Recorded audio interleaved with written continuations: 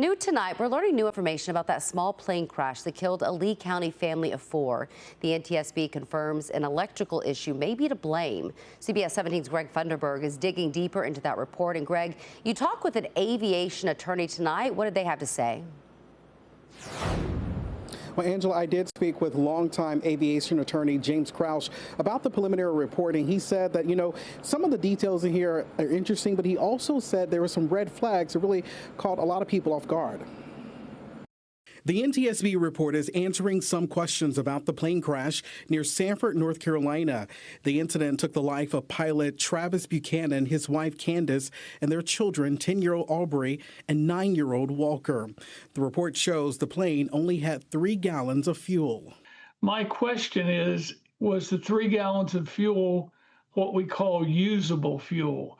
It was in there, but was it enough to operate the engine? Longtime aviation attorney James Krause says this was his initial question after reading through the 3-page report. He says there was also one thing missing from this preliminary report. The condition of the propellers.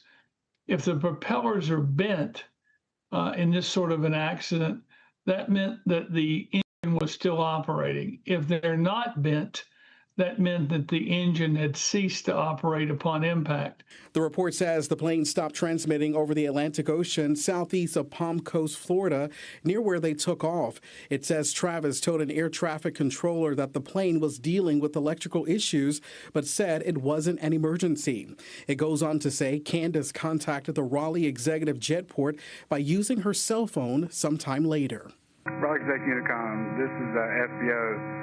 Please be advised there's a Cirrus November 5656 Mike about 3 miles south of the field. They're wanting to come in runway 03. They are potential engine failure. They have no communications. Without the electrical systems, he wasn't flying blind exactly, but he lost a lot of the instruments and a lot of the aircraft operational controls that he would have needed for a safe landing.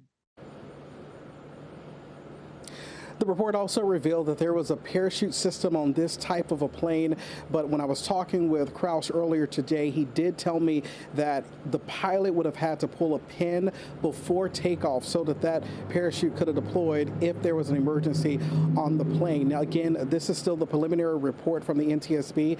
They will have the full report released within the next 12 to 18 months. I'm Greg Funderburg for CBS 17 News. Just an all-around tragedy. Greg, thank you for the update.